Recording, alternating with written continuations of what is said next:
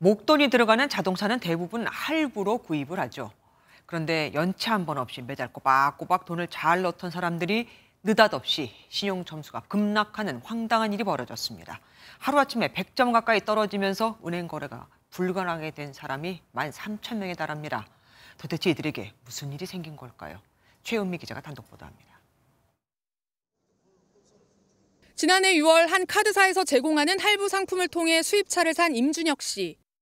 최근 신용 점수가 90점이나 하락하는 날벼락을 맞았습니다.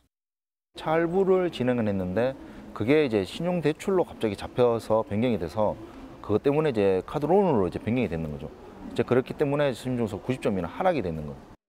신용정보상에서 할부금융으로 분류돼 있던 대출 코드가 갑자기 신용대출로 변경되며 차량 가격만큼 카드론을 받은 셈이 된 겁니다. 임 씨뿐 아닙니다. 4년 전 캐피털사를 통해 신차를 산 A 씨도 지난달 갑자기 신용점수가 137점이나 떨어졌습니다. 신차 할부는 누구나 다 받는 건데 점수가 막 100점대 이상으로 떨어져 버리니까 사채를 끌어써가지고 연체가 되고 막 그래도 100점 이상은 안 떨어지거든요. 깜짝 놀랐어요. 대체 이런 일이 왜 벌어진 걸까? 금융감독원이 전체 카드캐피털사에 보낸 공문입니다.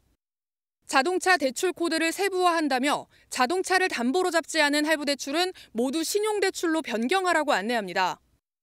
할부대출을 실행할 때 고객의 신용도가 우수하면 자동차를 담보로 잡지 않는 일종의 혜택을 주는데 그게 오히려 부메랑이 된 겁니다. MBN 취재 결과 해당하는 사람은 각 사별로 적게는 400여 명부터 많게는 4천여 명까지 총 13,000명에 달하는 것으로 확인됐습니다.